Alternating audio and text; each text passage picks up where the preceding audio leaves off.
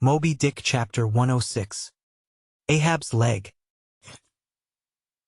The precipitating manner in which Captain Ahab had quitted the Samuel Enderby of London had not been unattended with some small violence to his own person. He had lighted with such energy upon a thwart of his boat that his ivory leg had received a half-splintering shock, and when after gaining his own deck and his own pivot-hole there, he so vehemently wheeled round with an urgent command to the steersman, it was, as ever, something about his not steering inflexibly enough.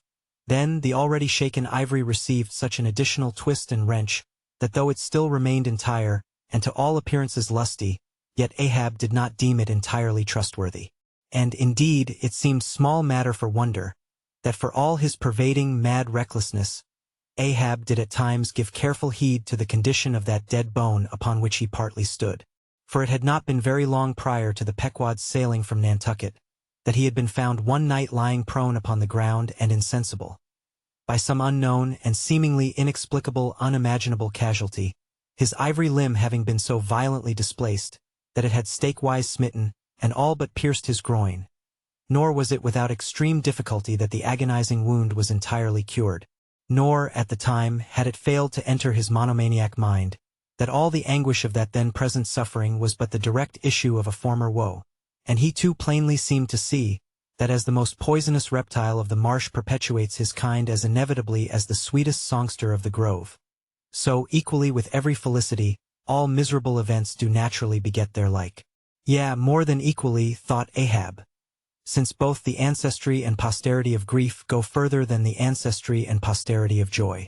For, not to hint of this, that it is an inference from certain canonic teachings, that while some natural enjoyments here shall have no children born to them for the other world, but, on the contrary, shall be followed by the joy-childlessness of all hell's despair, whereas, some guilty mortal miseries shall still fertilely beget to themselves an eternally progressive progeny of griefs beyond the grave. Not at all to hint of this, there still seems an inequality in the deeper analysis of the thing. For, thought Ahab, while even the highest earthly felicities ever have a certain unsignifying pettiness lurking in them, but at bottom all heart woes, a mystic significance, and, in some men, an archangelic grandeur, so do their diligent tracings out not belie the obvious deduction. To trail the genealogies of these high mortal miseries carries us at last among the sourceless primogenitures of the gods, so that, in the face of all the glad haymaking suns and soft cymbaling round harvest moons, we must needs give in to this, that the gods themselves are not forever glad. The ineffaceable, sad birthmark in the brow of man is but the stamp of sorrow in the signers. Unwittingly here a secret has been divulged, which perhaps might more properly, in set way, have been disclosed before. With many other particulars concerning Ahab, always had it remained a mystery to some, why it was, that for a certain period, both before and after the sailing of the Pequod, he had hidden himself away with such grand llama-like exclusiveness, and, for that one interval, sought speechless refuge, as it were, among the marble senate of the dead. Captain Peleg's brooded reason for this thing appeared by no means adequate, though, indeed, as touching all Ahab's deeper part, every revelation partook more of significant darkness than of explanatory light.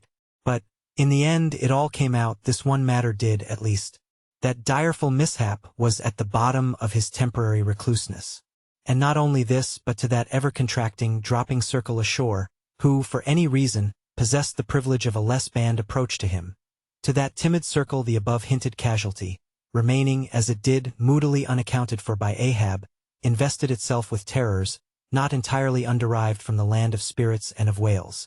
So that, through their zeal for him, they had all conspired, so far as in them lay, to muffle up the knowledge of this thing from others. And hence it was, that not till a considerable interval had elapsed, did it transpire upon the Pequod's decks. But be all this as it may, let the unseen, ambiguous synod in the air, or the vindictive princes and potentates of fire, have to do or not with earthly Ahab, yet, in this present matter of his leg, he took plain practical procedures. He called the carpenter, and when that functionary appeared before him, he bade him without delay set about making a new leg, and directed the mates to see him supplied with all the studs and joists of jaw ivory, sperm whale, which had thus far been accumulated on the voyage, in order that a careful selection of the stoutest, clearest grained stuff might be secured. This done, the carpenter received orders to have the leg completed that night, and to provide all the fittings for it, independent of those pertaining to the distrusted one in use.